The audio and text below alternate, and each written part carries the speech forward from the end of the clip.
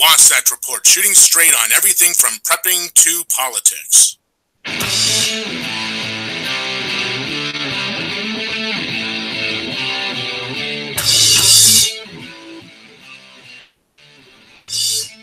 Well, good morning, everybody, and welcome to the Wasatch Report. My name is Suzanne Sherman. I will be your host for the next hour here on the Cerberus Radio Network, where we defend liberty and freedom from the flames of tyranny. Hey, it's been a while since I've had this show on. I was on vacation, and we've been starting with the Mark and Suzanne show, revolutionizing radio. Mark is not going to be with me today. We're going to do a Mark and Suzanne show, revolutionizing radio, tomorrow morning. As we know, Mark had a bit of a health scare a few weeks ago, and he's going to be undergoing testing 3 days a week for the next 5 weeks.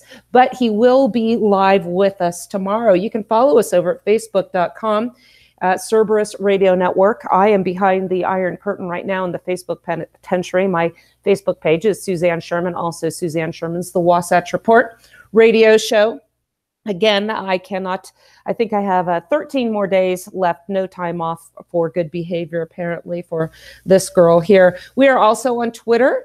We have a YouTube channel, Cerberus Radio Network. We are also now on SoundCloud. We do have a website that is in development, and we're going to do some really cool things with that. Hopefully have a chat room during our online or during our shows, and some email lists so you can get newsletters and other cool stuff going on there too. Again, as I stated, I was on a trip to Colorado recently. I'll be talking about that a little bit during the show. My friend Mark Graham, who wrote a book called Deceptive Delivery, is going to be joining us as well. Also, as I mentioned, Mark Cresslins will be back tomorrow. We also have an app. You can download it for your Android platform, and we have a Radio Code link on there, and you just listen 24/7. We always have some amazing content. I was listening to an AM show this morning, and I had to turn it off, and I put Radio Code back on. I don't like to blast other programs. I'd rather tout what we have, and we really offer a solution to the daily stuff you're going to hear all day long. Democrats pointing the fingers at Republicans, Republicans pointing the fingers at Democrats. We like to go back to the founding principles and apply them to what we have today. You know, when we first started this network, we were saying that this is 18th century ideas for 21st century thinkers. That has not changed. We are still tying that back in. I want to bring in my producer of the show. He's also the host of the Paradigm Shift, which I know we're going to be doing live at some point this week. Jeff Johnson is here. I'll bring him on momentarily. Want to encourage you to listen to our other shows. Again, Jeff has one called The Paradigm Shift. It will be on this week. The Mark and Suzanne Show. I'm getting ready to do another episode of Case in Point. If you missed my first one with Kevin Gutzman, we discussed Marbury versus Madison. I'm going to be taking Supreme Court decisions that I find noteworthy and analyze them from a constitutional and historic perspective. Next up, District of Columbia versus Heller. I've written up a presentation on that. I'm hopefully going to get that published, but that will definitely be the subject of my next Case in Point. The other side with Justin and Michael, two social studies teachers from high school, that teach in a high school, are going to be doing a live show this week as well. And check out our podcast with Mike Meharry, Shift Gold on there. We've just got a great selection for you. Jeff, are you ready to talk now, or are you still doing all your stuff behind the scenes? Well, if I'm ready to talk now, the phone may ring and I may have to jump off real quick when Mark Graham calls in. But other than that, I'm all set. Well, it's nice to have you here. I wanted to rattle your cage a little bit about some fire safety issues. I know that you and your previous life experiences, you were a firefighter, and up here we know there are a lot of fires going on in California. We had one come pretty close to home here up in Utah in the Wasatch Mountains, and you've been out to this area. And as we go from my place through a pass into Park City, whole mountainside on that side, on exit, I think it was a mile marker 150, toll gate is the exit. I was surprised how an area that seemed so Spartan would go up so fast and be so destructive. And you know the layout of the land here. My place is pretty vulnerable. There are a lot of fields, a lot of tall grass. here. And how can people, if they live in a situation like that, protect their home from a wildfire? Obviously, nobody can make themselves invincible to it. But in your experience, what are some tips that somebody like me or others that live in a heavily brushed area or wooded area can protect their homes? Well, one of the biggest things, especially for you, you are in pretty good shape. You have a couple places where those fields next to you come up pretty close to your fence line, and your guest house is right there. That would be the most vulnerable spot. But you want to get the brush back away from your stuff. If you had a big fire coming, you want to get out there and mow that brush back, get it knocked down. You also are in a kind of unique position. You have that irrigation ditch up there. You could let that go, and that actually would come down. You want to get things wet around your house. If you know it's coming, you want to get everything wet around your house. You want to get the grasses and everything, any brush pulled away. Pull the brush away. And if you live in the east here and you have a lot of wooded areas, get the brush cleaned up out of the woods around your house. I have lots of woods around me here. If we keep the brush pushed back in, it makes it so that there's not a lot of fuel on the ground for it to keep moving. And I know we all like a lot of trees around our house, but give yourself, what's a fair distance to have the trees cut back from your property? Unfortunately, out west in some of those big fires, you're just not going to be able to cut them back far enough because they create their own system, and there's just so many embers and stuff coming down. It's very difficult. There's no set rule for that.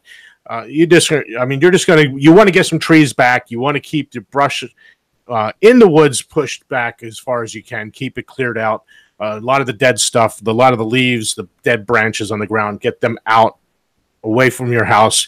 At least, maybe 100 feet. Give yourself a good buffer area to keep those from getting to your house. And as far as your house, if you know there's a big fire, have everything that you want to take with you prepared. Think ahead. So you know that out there, especially, you got these big fires that are 20, 30, 40,000 acres. They're huge. They're destroying lots of houses. It's there. Do a little preparation. Get your bags packed, get water and food packed, get anything that you know you don't want to lose packed up and ready to go. You don't have to put in your car, but be ready to get out at a moment's notice. Well, without my even prompting you, you read my mind, because my next sentiment I was going to express was, you might not be able to, again, prevent the fire from actually reaching or destroying or causing damage to your property, but you can follow the number one rule about survival, and that is get out of the way. Have some sort of situational awareness. I know Summit County here has an app that you can download, and it will alert you to problems in the area, and be aware. So again, I have an RV that's ready to go with supplies if we need to get out of here quickly. One thing I've also thought of is if something happens so fast we can't get out. As you know, there's one way in and one way out of my street, and then only a road that I can either go up the hill or down the hill. And if it's not safe to go that way, I've got to hunker down here. So I'm looking at ways to do that.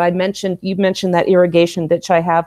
I keep water accessible and part of the land always wet at all times, so I have a place to go. Anyway, just a little something that occurred to me. And that we like to talk about preparedness, survival, have a plan to evacuate.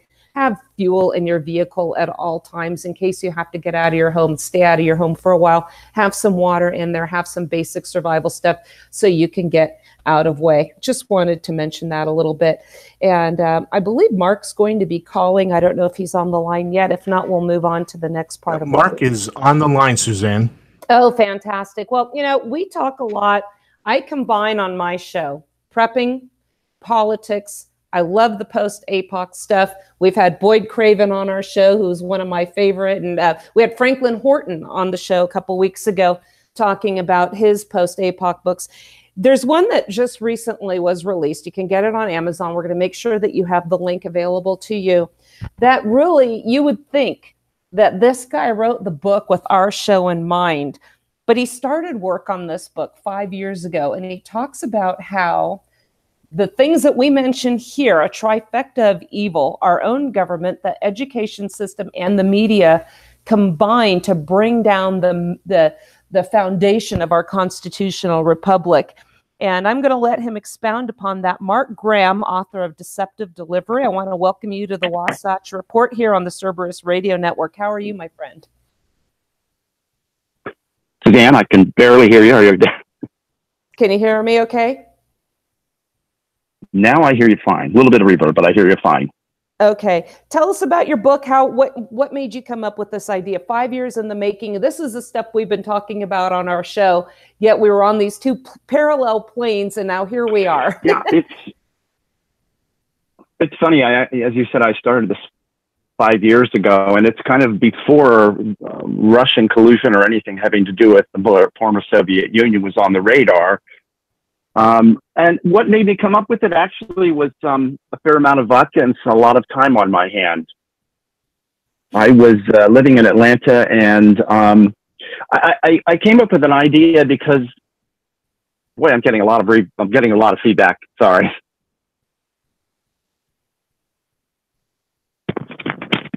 And I don't know how to fix that, Suzanne. I'm sorry. Maybe it's on his phone. How's that? Is that better? Let me check. Hold on a second.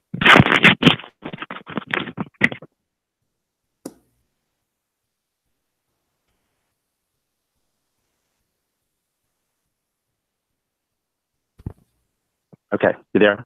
Yeah. Is that better? Yeah, it's feeding back. It's repeating everything. Okay. Do you want to try this another time, Jeff, or what do you want to do? That's up to Mark. If Mark thinks he can do this with the reverb, that'd be fine. If not, we'll just have to set up a time when we can get into Hangouts and do this. Can you send him the link on his phone? Yeah, that might be better. Yeah. All right. All right. Sorry about that, Mark. I apologize, guys. I mean, it's feeding back everything I'm saying. All right. We'll try this again. No problem. I'm always available. All right. Thanks, Mark.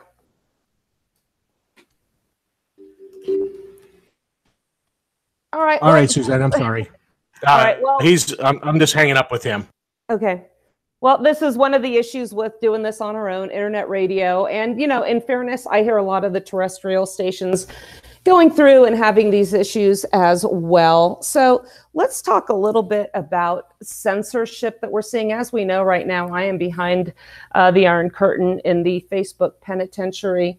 And I'm not whining about this because I feel like I'm a victim or anything, but it came upon a time now where Zuckerberg has been called out. He's been called out by Congress, and we're seeing these double standards with regards to how they are handling their issues here. Jeff, didn't they take a 90% or I'm sorry, 20% cut in their stocks? I'm trying to find these pages right now.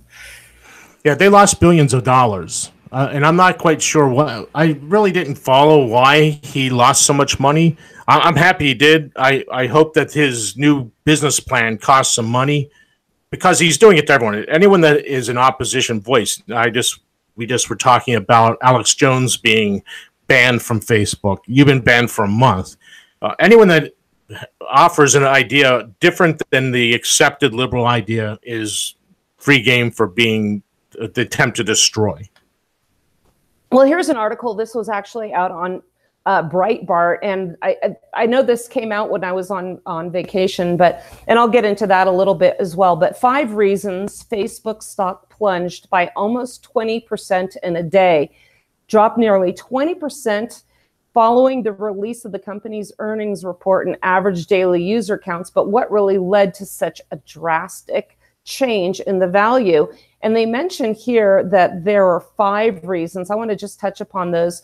One of which was his performance before Congress. I think he took a lot of flack for his behavior. One of the tweets that came out about it, it looks like he lied to Congress about whether users have complete control over who sees our data on Facebook. I think there was also a controversy over Facebook helping Trump in the election. Now, believe it or not, had this been them helping Hillary, there would have been no question whatsoever that there would have been hell to pay for them. Constant data leaks. When the Cambridge Analytica scandal, that's the one I just alluded to, had been the most prominent of Facebook's data leaks, the company was faced with a number of them in recent years. Remember, Jeff, have you seen all those quizzes that pop up about who your teammate's going to be, or what kind of animal are you, what kind of song are you? And you have to answer all these questions. Do you really think that information just goes poof and goes nowhere, or do you think that this is being sold to somebody? Oh, I imagine that he's selling them to somebody, because that's how he's making billions of dollars. He's not making it off me buying boosts for the shows, and I have boosted our posts on Facebook in the past because I thought that might be a good way to spend a little money on advertising. Well, the problem is they say they reached 3,000 people. Well, did they? I don't know that they can say they reached 10,000 people. Did they? Well, maybe not. It just may be organically I reached 300. Who knows? Well, and that's one of the reasons I haven't posted, or I haven't boosted posts. So for those of you that are unfamiliar with it, if you have a public page set up to promote a show or anything, you can get a greater reach by boosting the post, and they will put it in somebody's news feed. So we've all seen these advertisements. I don't trust Facebook to put our message, because if you look in your settings, you can find how they view you. And my settings said, I think, very conservative. And based on, their algorithms or whatever you've posted, they pigeonhole you. Going back to my example of my banning, the one I'm under right now, I cut and pasted and attributed the quote to the girl who had said that I murdered animals just for fun, but criticized me for thinking that it's awful to take a clump of cells, meaning a human baby, an unborn baby, out of a woman's body. So wanting to get the true context of that, I put the entire quote up there, as well as saying that this was from another person. That person's original quote was never taken down. She's still up on Facebook. That's not a problem.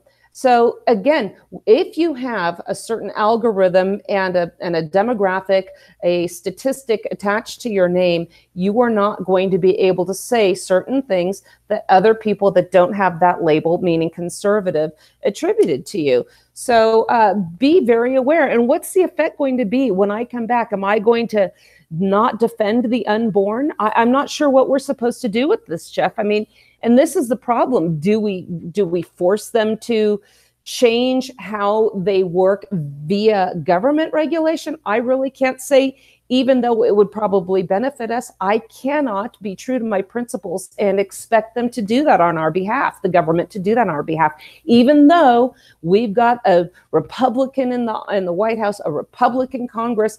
I don't expect that. I don't want them to do that. Yeah, the problem with Facebook, we have Facebook denying people the ability to communicate ideas. Now, is this a First Amendment issue? No, it's not. I mean, Zuckerberg's not Congress. He isn't making a law that's making it illegal for you to speak.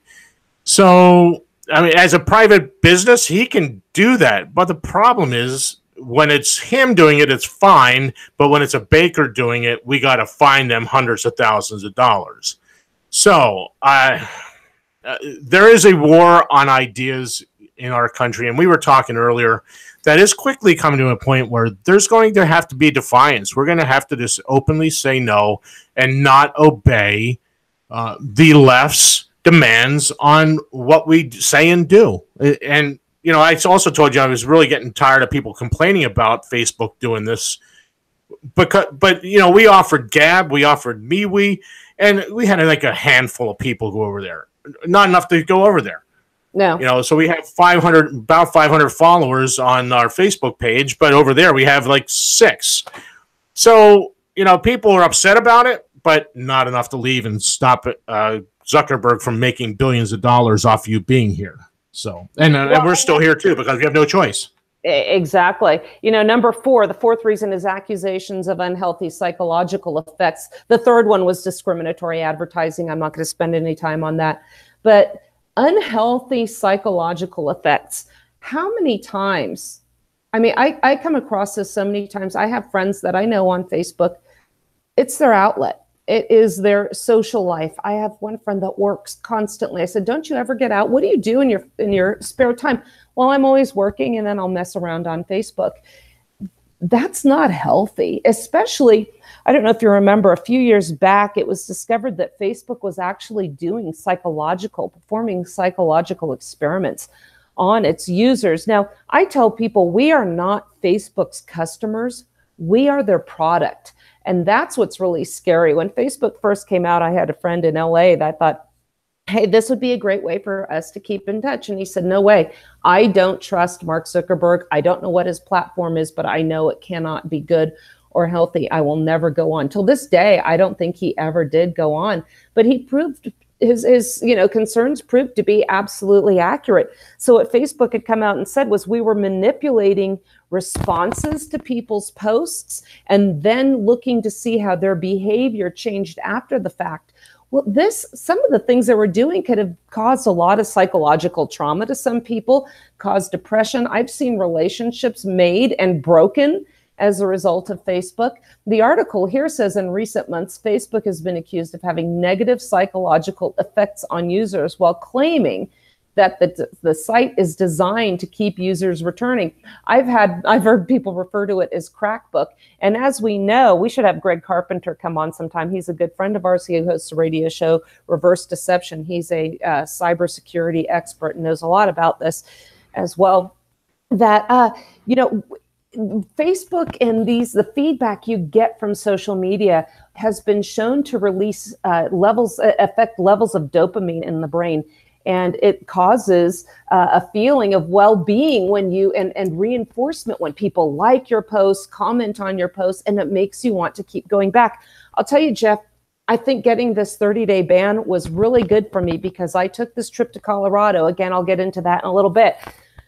And I like to share my experiences when I'm on the road. I like to share pictures. But the downside of that is as much as people enjoy them, I find myself now responding to all the questions, the comments, and it's a detraction from being in the moment, particularly when you're on vacation. When the ban ends, I'm happy to share my pictures, but I don't think I'm going to do what I did before and let social media interrupt my personal life when I'm on these trips, and should be focusing on the moment and my family and friends because they're only with us for a short time. This stuff's going to be around until probably the collapse. Bring that on. So can I want to go back to one of those points you said. You talked about the article talked about deceptive advertising. I don't know if you've ever noticed this, Suzanne, and probably the listeners out here probably have seen it too. You're going through the feed and you'll see, oh, here's an ad. And on the top it'll say, Jeff Johnson likes this, and it says Jeff Johnson, Suzanne, Daniel, Mark, and all these people like this. And in reality, sorry about that. I have to turn that off because I had it on so I could hear when Mark called in. Anyway, I saw an ad one day and it said I like this, and I put in the comment below, I said I would never like this product. This is a lie. Don't believe it. If you want, you're looking at this because of my name. This is a lie. This is a scam. Don't believe it. So there is a lot of deception. So they'll take your history and what you're doing, and they may tag it to something that you had nothing to do with. So does that make sense? Yeah. Sorry, I got distracted. Something. And I'm sorry. And Andrew Avery called in, and he didn't get on because of the reviewer issue. But he was saying that as us quote unquote conservatives, we're actually mislabeled, and that's what his point was, that you're being marked as an ultra conservative, but you're not really a conservative. You're a Jeffersonian. I'm a Jeffersonian. We believe in the founding principles. We're not doing this right, left, Republican, Democrat, whatever label, but that's how you're labeled. on Facebook. And again, it's very deceptive. Well, and he's absolutely correct. In fact, we had Tom Mullen, he's been on the show a couple times. He wrote a book called Where Do Conservatives and Liberals Come From? And what he talks about in that book is we really don't understand what the word conservative means anymore. Thank you very much, Andrew, for bringing that point up. And again, the funny thing is that conservatives, I put in air quotes, refer to me as a damn communist sometimes, and the liberals call me a Marxist. And the thing is, what we try to propose is a system of government that was consented to, and a system of government that, if allowed to function as intended, would result in more liberty for everybody. Homosexuals can have a state or several states, I am sure, in which gay marriage is openly allowed. It's provided for in a state's constitution or by legislature, whatever they want to do. It wouldn't be forced upon us. States like Oklahoma could preserve and safeguard the lives of the unborn and not have to worry about what the high-robed black priests in Washington, D.C. are going to say. We could have more liberty for everybody. And as one individual said on an afternoon show, without the Supreme Court, for instance, we would have fighting in the streets because we wouldn't know what the law was. And I say this strong central government is exactly why we have fighting in the streets. You can have the most conservative Supreme Court. I'm not cheering that Trump is putting these Supreme Court justices on, because the Supreme Court's role in our life is valued. It shouldn't be that important, but we're putting all of our hopes and dreams on turning things around by the Supreme Court. Conservatives love big government just as much as the progressives. I say many of these conservatives are progressive, again, because they want that big government. National reciprocity is another one I keep going back to again and again. And what do they say? Well, it is our turn now. We have our guys in office. Well, be careful what you wish for.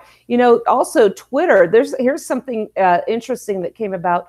Twitter is actually being sued, and a California judge ruled that Twitter can be sued for falsely advertising free speech. We hear about these social media platforms where they say any and all voices, you can be heard on here. And we know that's not the case now. We just discussed that on Facebook. And again, I got banned for quoting somebody else whose original comments were still up. If it wasn't for double standards, they would have none at all. Here, another article from Breitbart, a California judge has ruled that Twitter's policy of banning users at any time for any reason or for no reason may constitute an unconscionable contract, and that the lawsuit against a company brought by a self-described white advocate may proceed on that basis. I think the only contract we really have is we agree with these users, with the user terms when we sign up and open an account on these. Is there any consideration whatsoever? I think the only consideration is we're selling our souls and our personal data to these companies. But do we really have a contract when it technically is a free service? We'll see how this pans out. Twitter argued that it has a First Amendment right to ban whatever it likes on its platform for whatever reason. It was rejected. Again, I don't like the term First Amendment, Second Amendment rights. Those are restrictions against the general government. They don't have, I think they have a right as a business to ban whatever content they so desire. I don't want the government coming in there and telling them what they have to do. And again, here's an example of our double standards. Everybody that was cheering that the baker should not be forced to comply, or bakers should be forced to bake for certain people, and now want Twitter, they say, well, hey, the Colorado bakers' rights were vindicated. Well, other companies should not be forced to accommodate views that they don't want to either.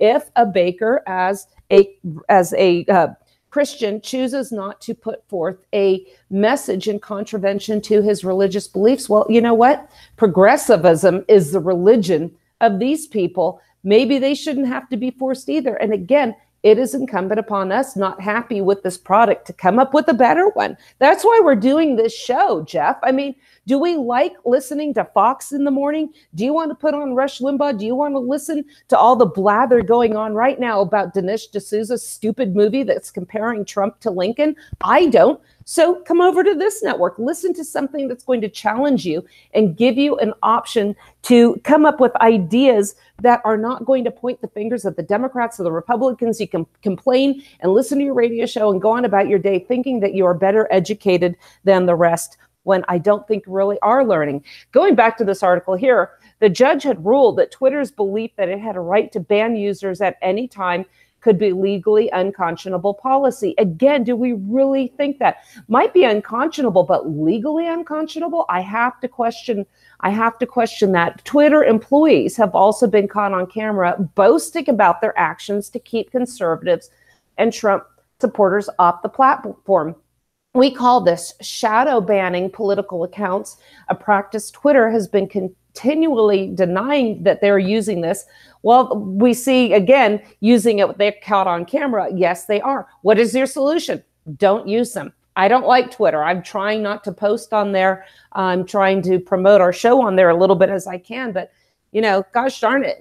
And here's the problem too. A lot of the people that work for these companies try and get a job there without your post K-12 continued government indoctrination, meaning a college degree. So that's 4 more years, if not more, of indoctrination going to the hard left university. And it's no wonder we have these people with these policies on their platform. I don't know if I ever told you this, Jeff, but when I lived in California, I had a neighbor when we lived in a condominium complex who openly bragged. She worked in human resources for a tech company out there.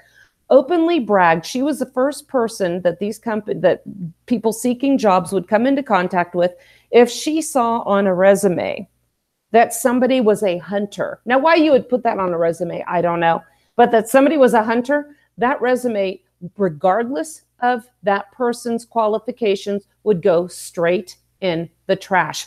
These people have the power in their hands, and they know it, and they not only use it, but they abuse it. How would you feel, Jeff, of being denied a job that you're very qualified for the fact that you hunt and some little snowflake doesn't like that, and the higher ups who may really want you will never get an opportunity to even review your qualifications or meet you or interview you in the first place? I find that reprehensible.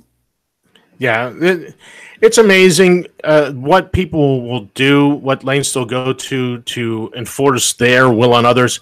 But again, as long as the ownership of that company is happy with that, then that's their right. It's a terrible thing, and I don't like it. But the fact of the matter is, it's just like the bakers. If the bakers decide they don't want to bake that cake, that's their right. They don't have to bake the cake. But because some judge has just decreed it, now they do. Again, there's different rules for different people. What are we going to do? I don't know what the answer to that is. Well, again, actually, I do. Here's the answer: separate. A peaceful separation. And that's really what it all comes down to. Twitter's double standards in the last paragraph of this article, it says, can be seen in the way it handles complaints of abuse against conservatives and individuals linked to conservatives. When the daughters of Islam critic Pam Geller were bombarded with abuse earlier this year, Twitter did nothing. Some of the abusive tweets remain on the site undeleted. Hey, same with the comment from this little girl's boyfriend calling me a effing Trump backwards, every expletive you can imagine, telling me to get the F out of there. That post is up, and that's completely okay. So again, it's their playground, it's their rules. And I guess we have to just take what we can get and get the word out we can. I don't know what the option is with this. So here's another example too. Twitter suspended Candace Owens for replicating the racist New York Times here. Remember, now we have this Asian newscaster, or a tech writer, I'm sorry, that's been hired by Twitter or the New York Times, and her tweets, we need to cancel white people. I mean, you can go on and on and on. A conservative woman quoted her tweets, substitute the word Jewish, I believe, for white people, or Jews for white people. And she was suspended. Her account was suspended. So again, what's the option here? Maybe this whole brouhaha with Facebook losing their stock is an indication that people are kind of tired of this. People aren't using your accounts. Maybe we can show the free marketplace getting some being effective here by shutting off your account. Just don't use it. Try not to use it for an entire day, or try and get on there maybe every couple days and not spend as much time. Because again, one of the reasons their stock value declined significantly was the users not being on there as much. So that's maybe encouraging. What do you think? I'm sorry, Suzanne. Yeah, I'm on with Mark Graham. We're trying to work out him getting here into Hangouts. So, okay. Yes, I'm sorry. I'm doing producer stuff behind the scene here. This is just crazy. I'm sorry. While you're doing that, I'm going to go to the fifth element here on that article about why Facebook stock plunged. And this is the one that I really noticed. And this is exactly what happened to me here. The fifth reason the article goes into is newsfeed updates to focus on friends and family. I can keep in touch with my friends and family on my own. I'm a big girl. I don't need Facebook to shove different accounts in my newsfeed. I have preferences. I go to certain friends. I have them in my newsfeed because I like their political views. I like the articles that I'm seeing on there. But what happens is when they mix it into friends and family, there's a reason we don't keep in touch with some people. Well, one of these came on my feed, and it was I mentioned this before when we were on, it was a canvas bag that said I went to Planned Parenthood and I got a breast exam, an STD check, a health exam, low-cost birth control, pretty much everything but what they really are known for. And my comment was, you're very fortunate. Millions don't survive that experience. Well, heads exploded on there. I ended up getting banned. And there's a reason, again, maybe I should have just kept my mouth shut and scrolled past. And I ended up having to block this woman. I ended up having to block her mom, who, by the way, said that she would happily take her daughter to an abortuarium if her daughter was pregnant, and essentially murder her own grandchild. So some people, I think this is backfiring because now we have to get rid of some of these friends and families. I guess maybe I don't have the fortitude to let posts where people are happy about bragging about murdering the unborn just go by. There was, I think I mentioned a bumper sticker when I was in Colorado I saw on a car that said, "Have the courage to defend the unborn." I always will, no matter what it costs me. So in January, going back to the article, Facebook announced it would be updating its newsfeed algorithm to focus on posts from friends and family rather than liked pages and media companies, meaning what we want to see and read and hear. We want to make sure that our products are not just fun, but are good for people. That's very Orwellian. I have a newsfeed. I set it to most recent. I want to see the most recent stuff that pops up on there. I'm really not concerned about what's good for me. I can make that decision for myself. And as I'm seeing, Facebook's doing a horrible job of it. So do you have Mark on the line? Do you think you want to try and get him on here? What do you want to do, Jeff? No, I was trying to get him in here with Hangouts with us, but okay. He's just not being able to join. We'll figure it out when we have time. Honestly, I would like to hear what you saw in Colorado. Yes. Okay. So I would like to talk to you about that. Everyone out there, at one point in my life, I lived in Colorado. Probably, what would say, about 4 hours from where you live now, Suzanne, in the northwest corner of Colorado. Is that about where it was? Fair. Yeah. Yeah. And I love Colorado. Colorado is a great state. And they've actually done something that other states have begun to follow. We have now 32 states that have followed their lead. So, I'll let you talk about your trip. Sure. Well, really, my travels in my motorhome and taking my kids everywhere and seeing the people of this wonderful, United States of America is just an amazing experience. I like to see the places up close and personal that the Marxists like to refer to as the flyover states, meaning unless you are in California or New York or New England, there's really nothing worth seeing here other than those two parts of the coast, and everything else, just fly over, just skip it. It's not worth it. And I'm telling you, people with that mentality are missing out on the heart and soul of I hate to say this nation, I hate the N-word, but really it's the people that make America wonderful. When I criticize our government, it is not the people. I love the American people. I'm a Utahn. You know, we've got our friend Dwayne Stovall. He's a Texan. Mark is an Oklahoma, and you're a Pennsylvanian. But, you know, when we come around and see the people in these different states, I just love to get to know them. And I encourage people to get out there and see that. Anyway, one of the things I've wanted to see for a long time now is Monument Valley. So we did our first stop. We drove through there. If you haven't been there, that's an iconic place. You see these rock formations. They've been in many John Wayne movies, many commercials, particularly car commercials, seeing you drive down and you see these really amazing formations. Well, we stayed in a campground right in the middle of those, and it happened to be in the middle of the Navajo Nation, the Navajo Indian Reservation. And what really struck me again, and I've mentioned this before, is when I go to these Indian reservations, I've been in quite a few of them, you see the squalor in which these people live.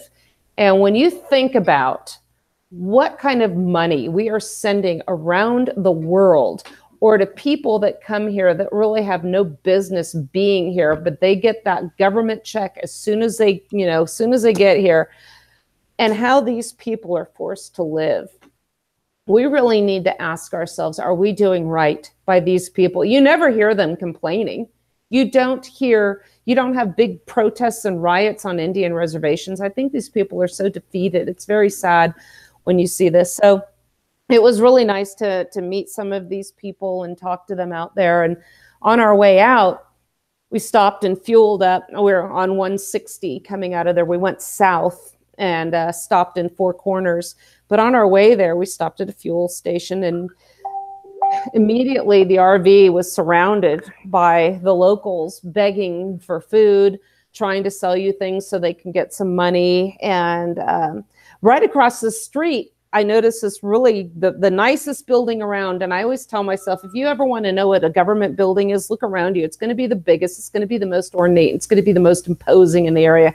Sure enough, this was a federal healthcare center, the Bureau of Indian Affairs. And right across the street from there, we've got the natives begging in the street. So it tells me, you know, here we have this really fancy building, and they really aren't doing much good for that area and the people at all. As a friend of mine, he's actually on the television series Yellowstone, who is himself a Lakota Sioux, said the government just wants out of the Indian business. They really just want us to die off. I want to encourage people to try and be a little bit aware of what's going on with the Native Americans, or as my friend says, we were here before America was America, the American Indians. And just be aware of their plight, because we've got a lot of people making a lot of noise in the news. And, you know, we've got a reminder that there is a silent segment of our population that is suffering. So another place I went, did you want to comment on that, Jeff, before I talk about Mesa Verde? No, I just wanted to let you know Mark has joined our Hangouts. Oh, is he there? Okay, well, yes, he's here. I can talk about the trip anytime. Mark Graham, let's try this again. It's welcome to the Wasatch Report. And and you're doing video. Look at you. So tell us about this. Block that. Can you hear me though? I can hear you great. This is so much better. Let's talk about Deceptive Delivery. Sure. As you said correctly, I started writing this 5 years ago. And by the way, for your listeners, I have to thank Suzanne, because she named the book. She titled it Deceptive Delivery. I was kind of pounding my brain for a long time, couldn't come up with a good title, and she came up with a great one. So thank you for that. But I started writing it 5 years ago, before Russia was even on the radar. Nobody was talking about it. And of course, that's all we hear today ad nauseum. And my theory is, and actually part of this, although it's fiction, it's sort of teetering on nonfiction. It seems more true today than it did when I first started writing this. My theory that I use in the book is that The Cuban Missile Crisis back in 1962 was all a masterful fraud. In fact, truthfully, Nikita Khrushchev had said in 1957, before his Politburo, that he knew that he could not defeat the United States militarily, and he said this in an open speech, but he would defeat America from within. And then he went on to say that your grandchildren will all be living under communism. And thus he hatched in my book a plan called D6. And D6 was a plan that involved 6 things. The first thing was to take over our education system, which meant to dumb us down. The second thing was to increase our debt. Clearly that's happening to an unsustainable level. The third was to divide us, and that meant to divide us along racial, ethnic, religious, gender, economic lines, the 1%, the 99%. Delete our history. We've seen that been happening over the past couple of months. Obviously, disarming us was critical to this formula. And finally, destroying America from within. And that would come about from collapsing the dollar. So the theory is that in the book that D6 was put into place on October 1962, while all eyes in America were focused on the Cuban coastline, while we thought that those ships had actual nuclear weapons. They were merely hollow tubes meant to look like nuclear weapons. And it drew our attention, our military and our intelligence attention towards Cuba and away from the real area where weapons of mass destruction were being offloaded. And that was 13 miles off the coast of Montauk, New York. And those weapons, as you know, Susan, were orphans. They were children, children taken from parents who were serving time in the Soviet gulags or from orphanage throughout the United States. And all of these children, and they came every month on the 14th of the month, every single month, were pre-adopted by American parents across the United States under a contract with the Soviet Union, the former Soviet Union, to raise those children, and they were paid handsomely to do this, to raise those children to go into areas that could alter American society, change American public opinion. For instance, they would go into teaching, education. They become daycare workers, professors, elementary school teachers, and so on and so forth. Senators, congressmen, lawyers, Supreme Court justices, military, religious leaders, the media. These are the journalists you see on TV. They're actually what we call Hurons. And an interesting group, actually the most violent, which is called the Blues. And those are these young kids who are out there committing mass murders. The theory in the book is that those were all devised as part of the D6 plan, which would ultimately change American opinion towards weapons and being able to own weapons and protect yourself and your family by committing these heinous crimes. They would completely change American opinion, and Americans would eventually, as we're starting to see today, say, hey, we've got to ban weapons. We've got to outlaw guns and stuff. And so that's the basis or the backstory of the book. And when I say the word Hurons, it was actually part of a speech that Khrushchev made to his Politburo, where he told an American story that talks about a frog. When you put a frog into a pot of boiling water, the frog is going to instantly jump out of that water because it will sense that it's going to die. But if you put a frog in a pot of cold water and you slowly crank up the temperature, it will be lulled into submission and it will die on its own. And Khrushchev firmly believed that Americans were like frogs and that over time he could slowly turn up the temperature and that we would eventually destroy ourselves. Well, as I said on my book, Jeff, now I've got a feedback. Oh, Mike, I think what you need to do when I'm talking is mute your mic or mute your sound. Something's happening because, yeah, there we go. When we don't have a headset, this is what we have to deal with. First of all, I think this should be taken off of the fiction list and called nonfiction, because I had said on my blurb of this book that this really is art imitating life. And this whole thing about cooking the frog slowly, Well, that's progressivism. They knew that they could not win in an open revolution, but if they could do this a little bit over time and call it progress, we can see this. And this really took a stronghold, even going back before the Cuban Missile Crisis. We saw this going back to the judicial coup d'etat of the 1930s, where we had the New Deal era judges taking fundamentally unconstitutional programs and now having a court rubber stamp them. So we ended up with Social Security, which was supposed to be voluntary and limited. People are still having to pay into it. They're not getting this money back, and it becomes enshrined in our political and economic system. And we see this again and again and again. And we had talked about, like I said, the trifecta of evil: the government, the media, and the education system. With the education system in particular, the government, the media, and the education system. With the education system, we are doing what the children that were brought into this country, we're raising our own now. We're doing it domestically. We are bringing up these little Marxists, these indoctrinated individuals who think that free market economies, who think that capitalism is our enemy. And we're seeing this with the teachers union. We're seeing this with the curriculum that's being brought up in the schools, and it's proven to be very effective. Yeah, you're right. And in fact, there were 6 groups of these Hurons. They were all divided up into separate groups, and they were told to go into a certain career path.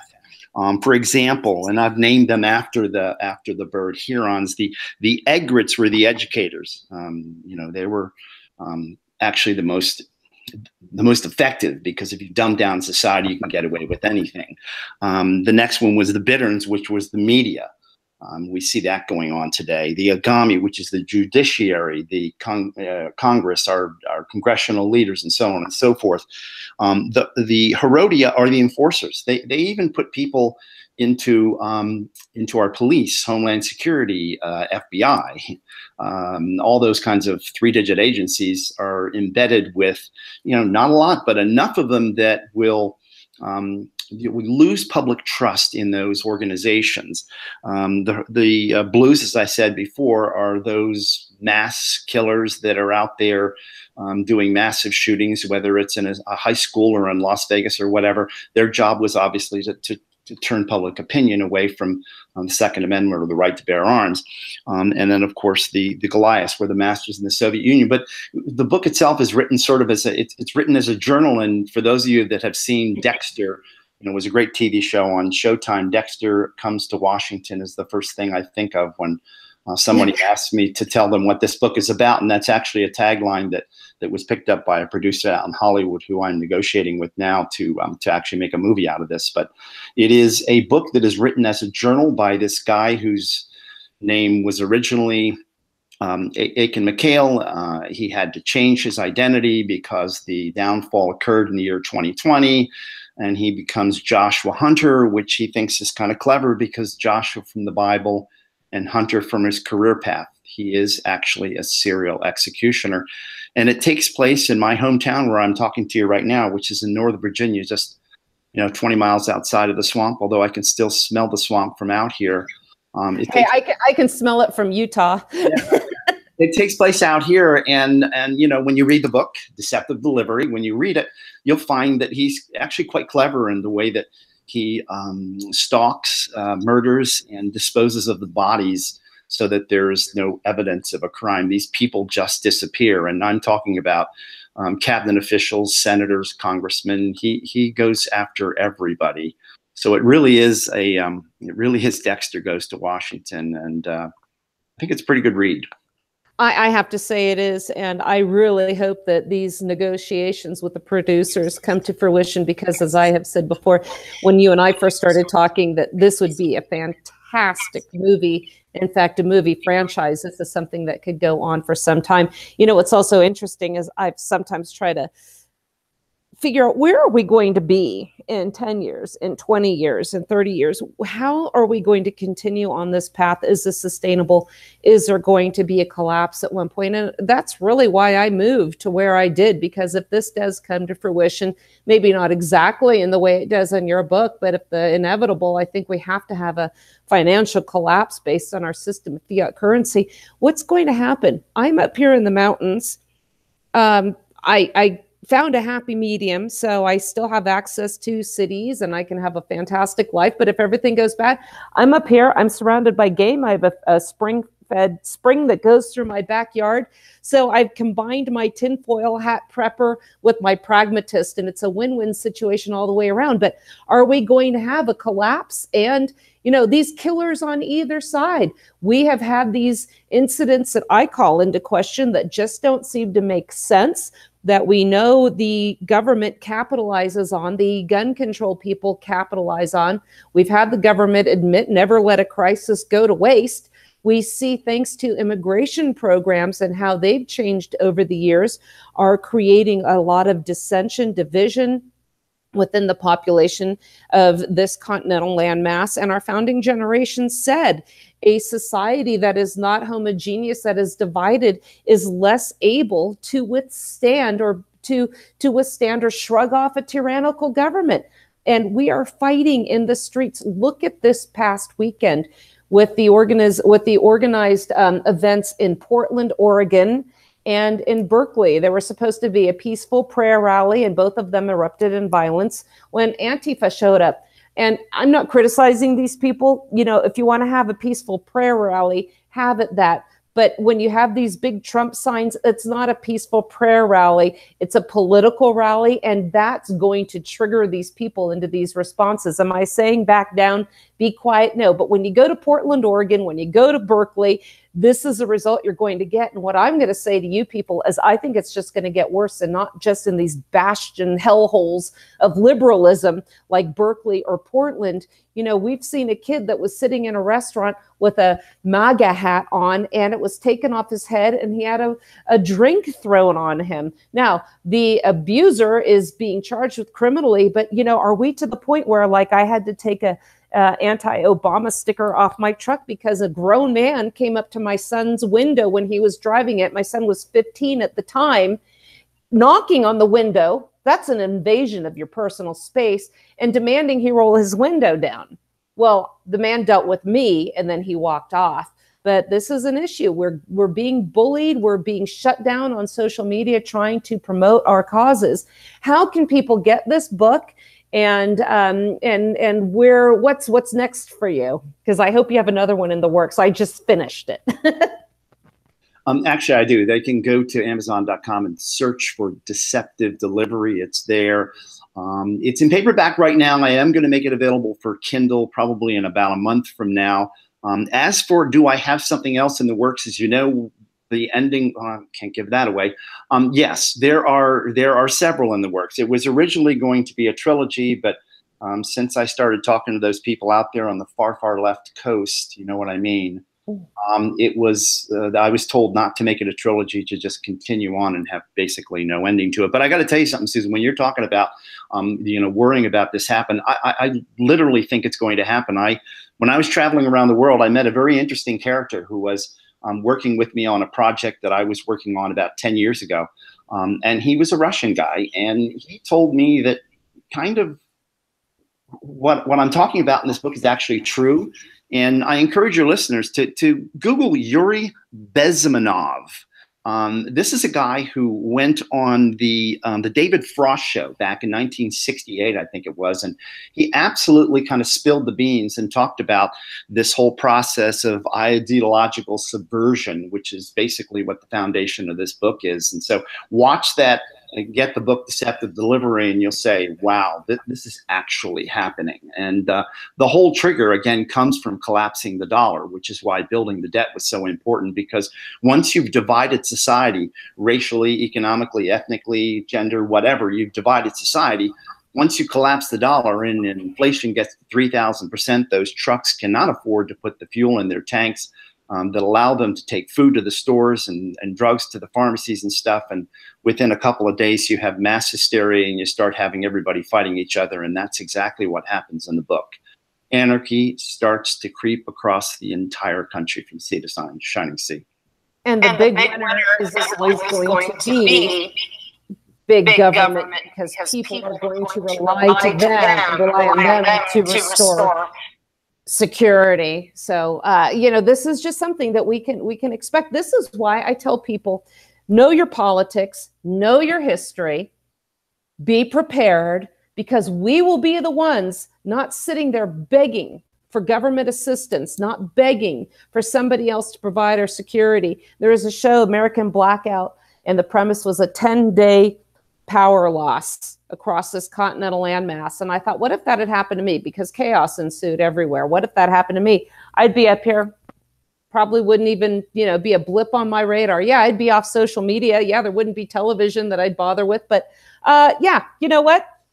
Bring it on. Be prepared. Get this book, Deceptive Delivery. I really like it. I cannot wait for the next one. Mark Graham, the author of Deceptive Delivery. The book is available on Amazon, Kindle release coming soon. I have a few other corrections maybe we can make in the book as well, typo here or there. But the book is fantastic.